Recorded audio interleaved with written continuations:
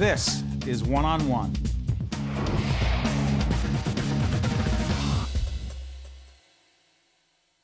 The public television family welcomes one of the biggest stars that we have. Everyone knows her, Lidia Bastianich. Restaurateur, author, and Emmy Award-winning television host of Lidia's Italy. How are you? I am fine. Thank you, Steve. I'm so delighted to be here. We're delighted to have you. And by the way, you were one of the stars of our PBS series about what it means to be Italian, Italian-American, and that was just great. That was big, right? That was a big series, yeah. I had interviewed, I was interviewed, I loved it. They dedicated a lot of time. And, you know, the sort of resonance in the community was great. Yeah, our boss, WNET, Neil Shapiro, who's Italian. He thought, hey, what a good idea. What a good idea. Exactly. We were joking about this, but in all seriousness, you have built an extraordinary empire. By the way, Lidia is seen in 260 some odd PBS stations across the country. She's also seen right here in this market, WNET, NJTV, WLIW, everywhere. The empire you've built. Short version, how did that happen? It's an evolution of opportunities. I came as an immigrant. I was 12 years old to New York. What part of Italy? I come from, the area is interesting, and the reason why I'm here, the northeast region of Italy, Friuli, Venezia, Giulia. Italy has 20 regions. But that region borders Austria on the north, now Slovenia. But where I was actually born is a little peninsula, Istria. It's no longer Italy. After World War II, the division happened, Italy lost the war, and that part of Italy was given to the newly formed communist Yugoslavia. The Iron Curtain went up, and my family was caught behind it. And then slowly it took a few years to get organized, and they escaped because they wouldn't let you leave. You know, there was an opening moment that you could leave, but then once the Iron Curtain went down, you had to stay. So we literally had to escape back into Italy and then move on. And my mother, my brother, and I were allowed, not the whole family. My father had to escape. We met in Italy, stayed with family, and then ultimately went into a political refugee camp for 2 years. And we were brought here by the Catholic Relief Services. We had nobody here. And this great country, the opportunity that were given to us here, starting with education, and then along the way, hard work, education, and just, I guess, working together and ideas, it happened. It's a family business, isn't it? It is. Describe who's in the business, because your son is very much a part of it. Yes, my son and my daughter, I have them too. But it began way back, you know. My mother, she helped me raise my children so I could work. The children, she helped in the restaurant. The children, they were small, you know, dinner time. Where was the first restaurant? It was in Forest Hills. Really? Yes, it was called Bonavia, and it was in 1970. Bonavia. Bonavia, yes, yeah, exactly. And it was in 1971. It was a tiny nine-table place, my husband and I. Now, I wasn't a chef because I was rather young even, but I loved cooking, and I cooked through school, paying my school, but my husband was the restaurateur. And he wanted to open this little restaurant, and he said, I said, okay, I'll help you. By then, I had my son already, and we Look at this. That's me behind the bar. No, it's not. It's a younger version of me. What can I tell you, Steve? Yeah. And that's in 71 or around there in Forest Hills. Wow. And so restaurant after restaurant? Well, that little restaurant we hired a chef. I went in the kitchen with the chef and became his sous chef for 10 years. And I really honed my skill, went back to Italy, went to school, because I loved cooking. It goes back to my grandmother in the kitchen with her. And then I became a professional chef. So within 71 to 81, we had Bonavia. It expanded. We bought another restaurant, Villa Secondo in Fresh Meadows. Then we sold those two, and we opened for Lidia on 58th Street. Yeah. Did that change everything?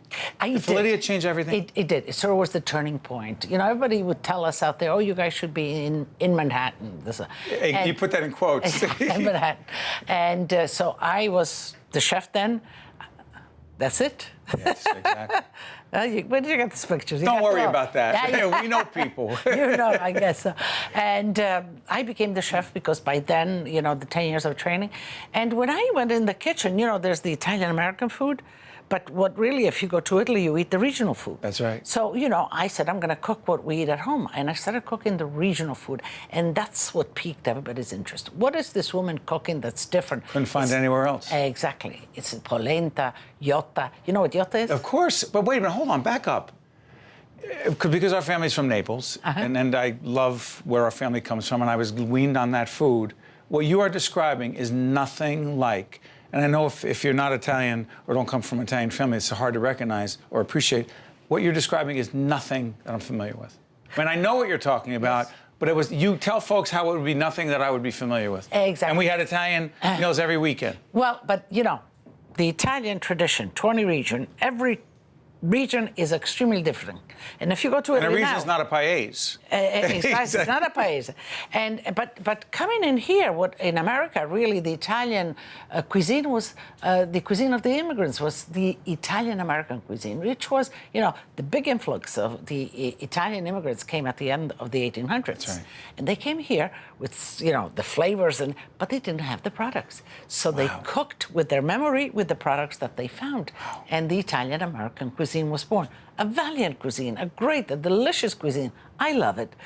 But regional Italian cuisine is different. And when I got in the kitchen, I cooked what I was eating at home, and that was the region. And I mostly focused on my region, which was the Veneto, the Friuli, Venezia Giulia. So you're talking about sauerkraut, you're talking about noodles, you're talking about polenta. That's Italy. Let's do this, because you have a new book coming out when? In October. October. We're taping this in late June, middle of the summer. Mm-hmm. Describe why we're going to love this book. What's You're going to love this book. This is in October, about October 19th. And it is the fact that it has more than 400 recipes. It has a glossary. It has instruction. It has memories. It has, all the little kind of sensibilities that you need in cooking. But it's because it's not just about the recipe. It's those Italian kind of things that grandma would teach or whatever, mix it like that, or half cover it, or add a little water at the time, or whatever. So this book has the techniques, has the explanation of products, how to store them, how to buy them, how to use them. Of course, the glossary, a whole big glossary of names of products and expression usually used in Italy with food. The explanation of what is a trattoria, a fattoria, a restaurantino, osteria, all these kind of really pieces of information that I think that a lot of folks don't know, or they assume they know. It's historically valuable information. Yes, it is. It's like a dictionary within a recipe technique book. It's a lot of things. I accumulated this.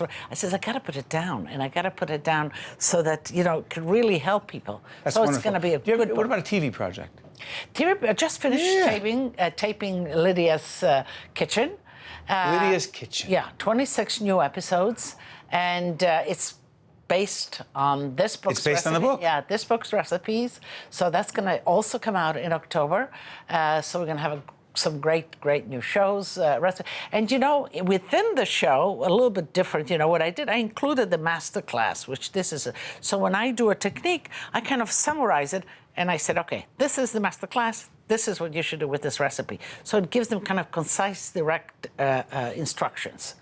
Where does your confidence come from? I guess, I don't know, a lot within, a lot Yes, from, you know. I do. I had great support. I think from my great support, family, and also the difficulties that I encountered in life and building strength to overcome them. And but I have a lot of passion. I just love what I do. I have a great time.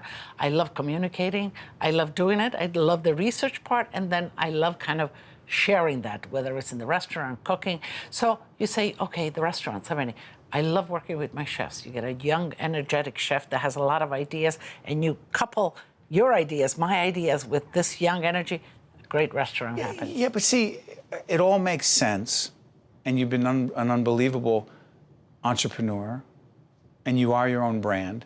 But I am also fascinated, selfishly, and and I bet a lot of other people are too, as to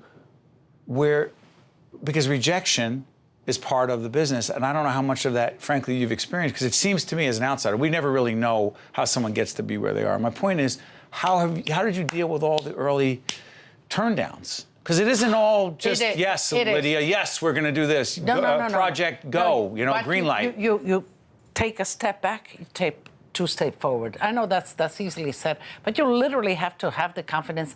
And I think that came for me a lot, really, from my family. My mother was always there, the children, my father, and till this day, the children are in the business. Now, when I had the small restaurants and they were growing up, I always told them, you're not going to do this. You're going to go to school. You're in America. You're going to get an American job. Yeah, education.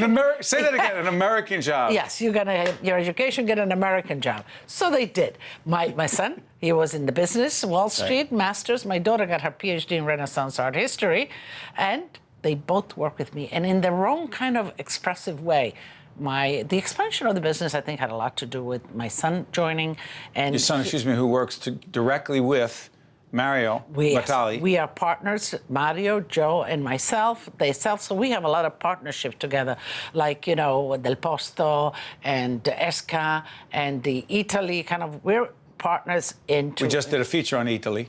Yeah, so. with our American partners, the That's two right. brothers, Adam and Alex Saper. They're great, they're wonderful. Yeah, so the 5 of us are the partnership of the USA part of Italy. And, we're partners with the Italian, the Oscar Farinetti of Italy. Did you ever think that you would be this kind of businesswoman? No, I never did. I knew I had confidence. You know one thing, Steve. I remember when we came as a few seconds left. Go ahead. Yeah, when we came. Time better than anyone on PBS, right? I'm getting to it. I came as an immigrant, I remember my mother telling my father quietly a lot of times, "Did we do the right thing coming here? Did we bring them? Is this the right decision?" And I think back in my mind, I was set to prove to her that this was the right decision, that this is the best thing she could have done for us. You love this country. I love this country. I think it is the greatest country. When I was 18, 2 months before, I applied for my citizenship. When I was 18, I became a citizen. We are so happy that you became a citizen, and even happier that you've contributed so much to this country, and you make not just all of Italian Americans proud, but all of us proud. Thank you, Lydia. Thank you, Stefano. One on One with Steve Adubato has been a production of the Caucus Educational Corporation, celebrating over 25 years of broadcast excellence.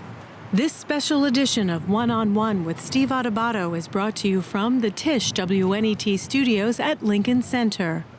Funding has been provided by Wells Fargo, the New Jersey Education Association, NJIT, Barnabas Health, MagnaCare, New Jersey Sharing Network, and by the Mental Health Association in New Jersey.